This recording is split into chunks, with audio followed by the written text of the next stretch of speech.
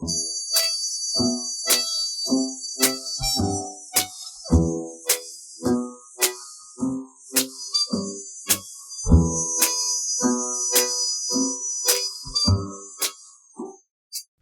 this is Valerie Moore from the Ferdarian Gazette. Thank you for joining us this warm Wednesday evening as we reenact the controversial book, Say I Slew Them Not, written by Kingsley Montefello, edited by Alexander Phillips, and narrated by Pepper Holloway. If you've enjoyed our program so far and want to support 3 lesbians in a recording booth, please donate to our Ko-Fi at www.kofi.com/the Ferdarian Gazette. This program has been sponsored by Yuriko's Wing Design and Ornamentation.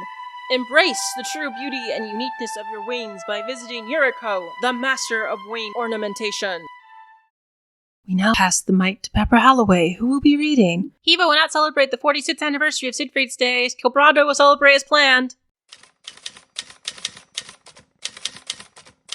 Meet the cartel behind the revolution for Killbraugha's liberation, by Quentin Jacobi. I can safely say this wasn't the first time 2 poorly disguised criminals picked me up off the street, blindfolded me, and drove me to a secure location to interview someone whose life depended on their anonymity, nor will it be the last. When the blindfold was removed, I found myself in the ILA's makeshift headquarters, its own unremarkable nature, the perfect disguise. Given its deteriorating, pest-infested state, I can only assume we were in the cartel district. Several members of the ILA greeted me, all requesting codenames, except for their leader, Siegfried von Holt. Proud, confident, eager to impress, Siegfried is a natural source of inspiration for the ragtag outfit called the Cartel Liberation Army. Despite their fearsome reputation within Janus Hall, everything the ILA does is self-funded and self-made, requiring their members to be quick thinkers, innovators, and comfortable with the unknown. All 3 qualities the members I met seem to have in abundance. "We can only make do with what we have," said G, their trusted drill sergeant. "There is no other option for us. While it's a pain in the ass, it makes us unpredictable and impossible to stop." I also met S, who manages things I was not allowed to write about, and A, whose writing makes the Morning Star's own propaganda pieces quiver in jealousy, and K, a Siegfried's aide. Looking at them, one wouldn't have suspected they had done the impossible and saved 3 of their own from execution by firing squad. "We don't even know why they were arrested because they weren't properly charged," Kay told me. "If it hadn't been for a miracle, they would have disappeared, and we would never have found their bodies or learned the details of their fate. If they had been Hevians, they would have been released the next day into the arms of their families. They tortured our friends for 6 months, A added, beating them to near death with handcuffs or demanding their rights as citizens of Heva. When that failed, our friends endured solitary confinement, forced starvation, forced labor, and torture."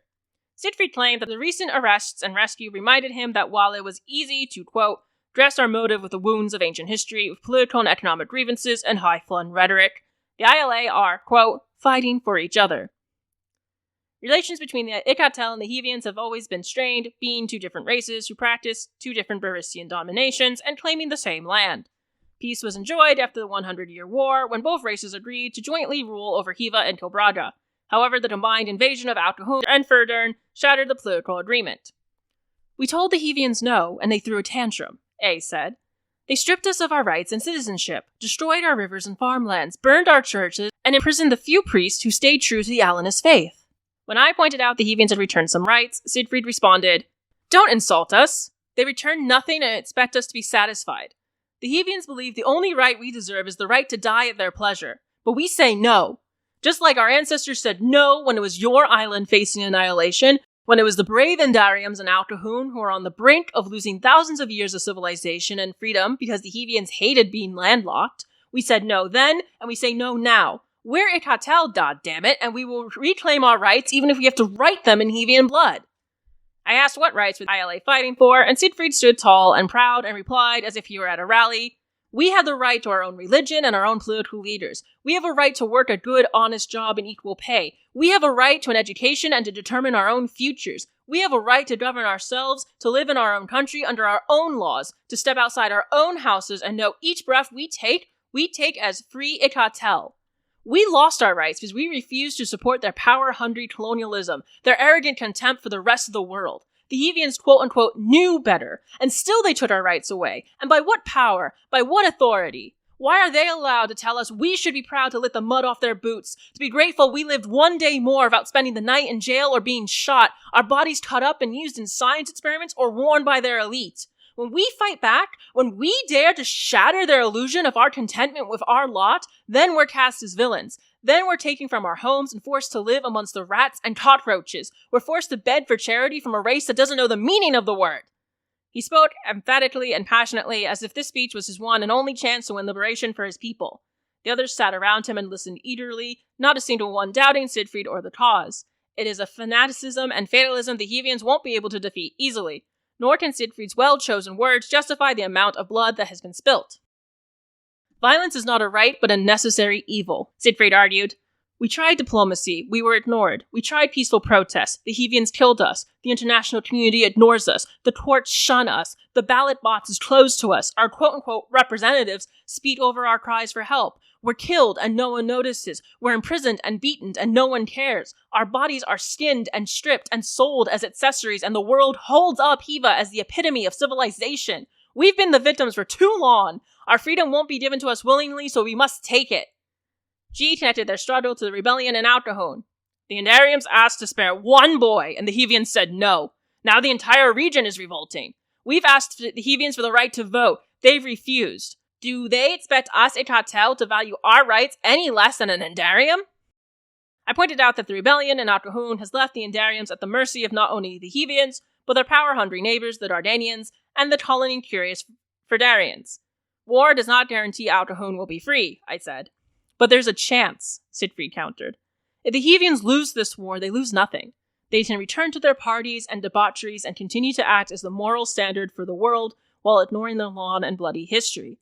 If we lose everything.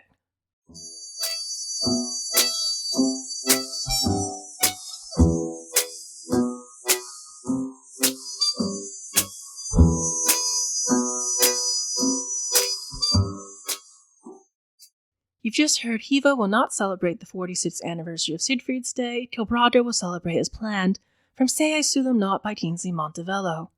Tonight's episode was read by Pepper Holloway and was sponsored by Yuriko's Wings Design. Work with Yuriko to make your beauty truly shine. Be sure to follow us on Instagram and Blue Sky at Ferdarian Gazette, and go to our website www.theferdariangazette.com for episode extras. Join us next Wednesday at 5 p.m. for episode 15, President Cathal Galloway. Quote, I'm far more interested in the future than any past horrors Kingsley's trial will resurrect.